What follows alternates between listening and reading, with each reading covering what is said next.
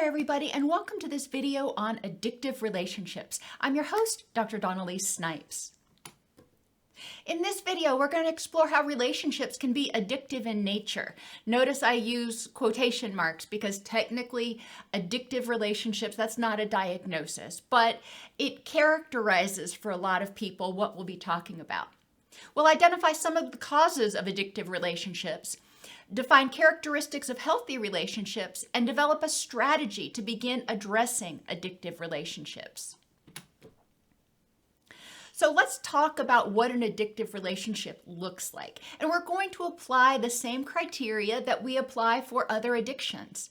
So psychological or physical withdrawal when you cannot be with the person is a characteristic of addictive relationships.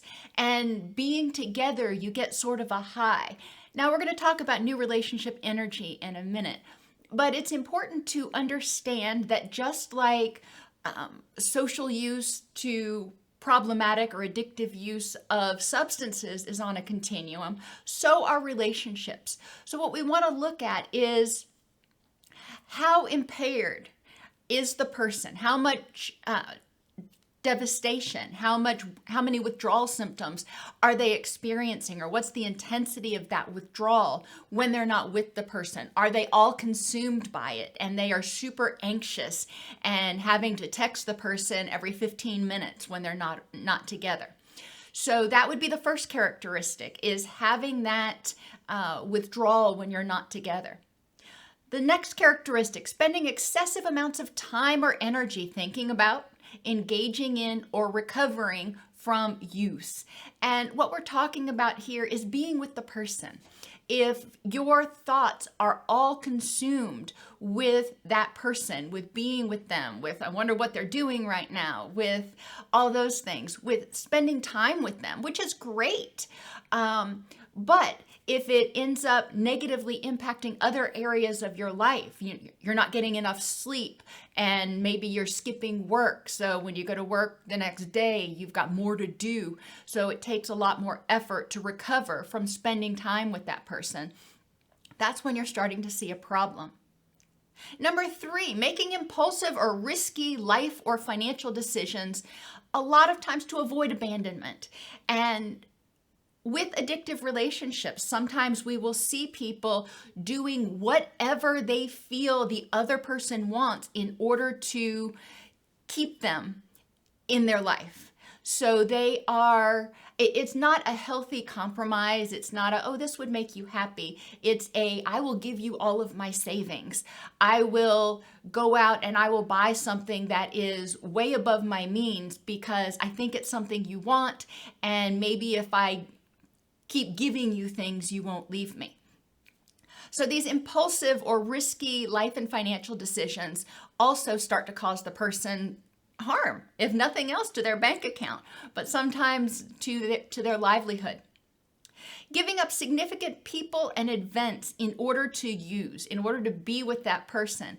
And in addictive relationships, we often see people starting to become more and more isolated. They give up spending time with their friends. They give up spending time with their family. It's all about being with this person. And if they can't be with that person, they don't want to be with anybody else.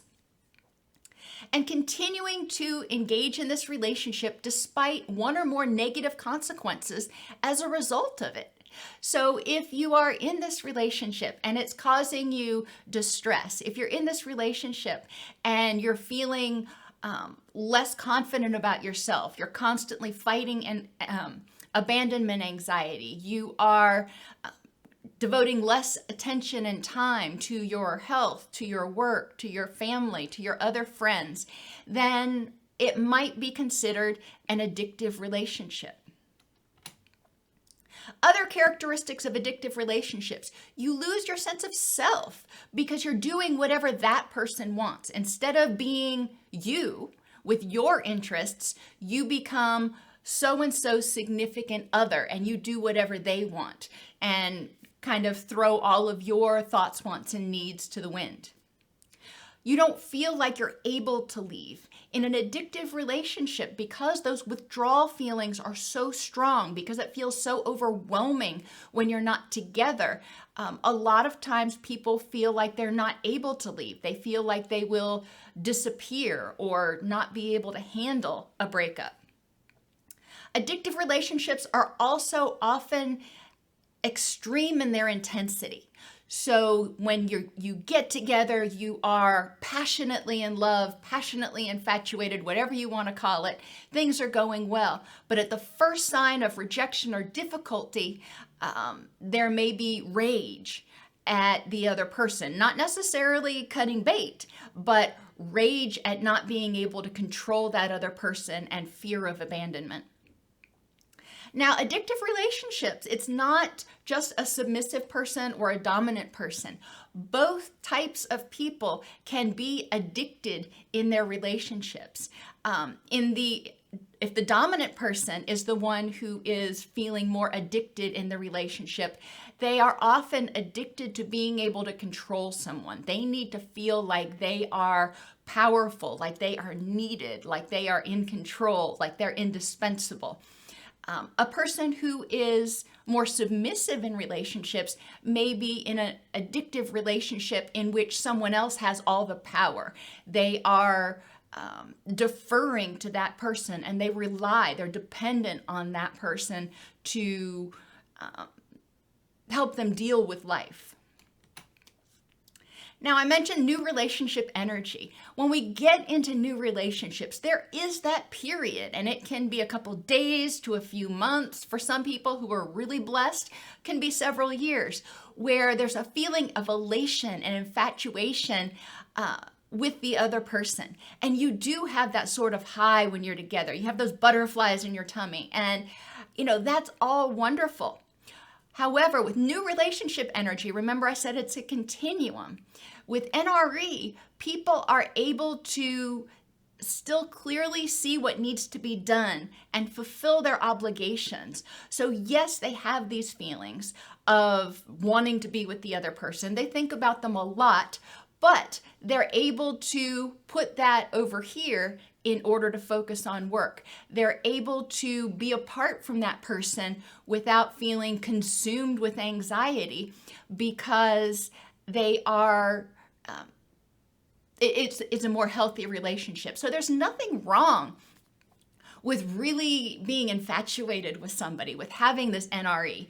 But when it starts to negatively impact other areas of life, then you really want to start looking at what function is this relationship serving.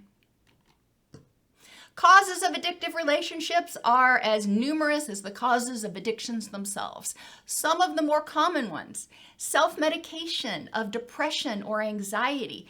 When we get into relationships, we can feel that rush, we can feel that excitement. And if somebody is feeling depressed, that can be a breath of fresh air. If somebody feels anxious, especially about abandonment or being isolated, then being in a relationship can give them a sense of security. For some people, relationships become a substitute addiction. In chemical addiction recovery, one of the things we recommend is people don't get into another serious relationship for at least a year or two after they've gotten sober. And the reason for that is because we don't want them to substitute infatuation and obsession and compulsion to be in a relationship with for their addiction of choice. We want them to be able to be clear-headed and focused on the recovery process. Abandonment anxiety is another reason, and a lot of people who experienced adverse childhood experiences often have insecure attachments and a lot of abandonment anxiety. So sometimes they may get into relationships in order to quell that anxiety and help them feel somewhat safer. Some people may be in addictive relationships because they have been raised in an environment where their parent was a helicopter parent. It was enmeshed parenting, as we call it. So they may not have learned to make their own decisions. They may not feel safe or comfortable if they're not in a relationship. So they'd rather be in any relationship than not in a relationship. Some people get into addictive relationships because they've grown up with models of addictive relationships. If their parents, if their siblings, if their, friends' parents and siblings were in addictive relationships, unhealthy relationships, then they may think that that's what a relationship is supposed to look like. And finally, some people get into addictive relationships because they are, and I'll use the term loosely, codependent. They have low self-esteem. They need other people to tell them that they're okay. They need other people to validate them. If they don't have someone else telling them you are needed, you are indispensable, then they feel very anxious. They feel very unnerved. And being in an addictive relationship, being in a relationship, helps them feel whole, so to speak. Healthy relationships are characterized by honesty and trust, the ability to be apart from that person for a period of time. You may not love it, but there is honesty and trust in the relationship, so you can be apart and tolerate it without having extreme anxiety. There's open and respectful communication. So people are talking about, these are my feelings, thoughts, wants, and needs. And I hear and validate your feelings, thoughts, wants, and needs. And let's see how we can make them work together. We don't always agree, but that's okay. And I accept you as being different than me. You've had different experiences, so you may have different perceptions and thoughts about certain situations. In a healthy relationship, you miss the person when you're not together, but you don't experience high levels of anxiety or depression. You enjoy spending time together, but you still get things done. You feel loved for who you are and not used for what you do. And that is a really crucial aspect of a healthy relationship. You feel loved for who you are. So you don't feel like you've got to constantly buy somebody things in order to make them love you. They love you because of who you are. Your relationship does not alienate you from friends and family. Now, sometimes our friends and family may not be as healthy as we would like, and this relationship is healthier, so you're not spending as much time with them. But what we're talking about is alienating you from other healthy relationships. If most other people in your life are saying, ooh, that doesn't seem like it's a healthy relationship, and you tell them to go jump off a bridge, then that is an indication that, maybe there is something else going on in this relationship. While there are ups and downs, the relationship overall is fulfilling. Any relationship, I've been married for 23 years now, and in any relationship, there are ups and downs. Some days are great, and, there are the occasional disagreements, but overall, the relationship is fulfilling and validating and building up of each person instead of tearing down. And finally, there is a healthy and consensual power division. And I put this in here to be responsive to those who choose to be in a relationship in which there is a power difference in the power dynamic. Some people are aware of that. They actively and openly choose to be in that kind of relationship, and it doesn't cause them distress. It doesn't negatively impact their life, their goals as they define it. So healthy and consensual power divisions are important. Most people think, they want to be in a relationship that's 50-50, but not everybody. So we do need to respect differences between individuals as well as between cultures. Like other addictions, addictive relationships help the person escape distress and continue to be used even when it causes harm. Addictive relationships often feel exhausting, and it's on that continuum. You have the new relationship energy, that in a healthy relationship, you have the healthy average relationship that has its ups and downs. It's not going to be perfect all the time. However, the addictive relationship is causing more harm than good, basically, if you want to grossly oversimplify it. So what do? Recognize the harm the relationship is causing in all aspects of your life. Look at how does it make you feel physically? How does it make you feel emotionally? Has your anxiety and depression actually increased while being in this relationship? How does it impact your environment? Do you feel supported? Do you feel safe in your environment? Do you feel like your housing is stable? If you're living with somebody in addictive relationships, you may not feel like your housing is stable because you're afraid that they're going to leave or kick you out.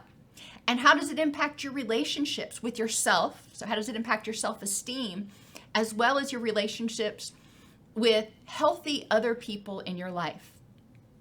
Finally, or next, explore what this addictive relationship is protecting you from. Is it protecting you from anxiety, from depression, from, having to make life decisions because you're afraid you can't make them or you don't feel you have the skills to make them? What is it protecting you from? Identify other ways to protect yourself other than this relationship. So if this relationship suddenly didn't exist, who could you rely on, or what could you rely on to help you get through life, to help you feel happy and loved and secure? Finally, seek support in developing and implementing your plan. Once you identify, okay, maybe I need to make a change, it's important to get support. Support groups can be really helpful. Love Addicts Anonymous can be helpful for some. Finding a place where you can get support from other people to figure out how to implement your plan and then support you through that implementation is going to be essential, because at the core of addicted relationships is this desire to have support and connection with other people for whatever function it's serving. So making sure that you do have other people that can help you is essential to recovering from addictive relationships.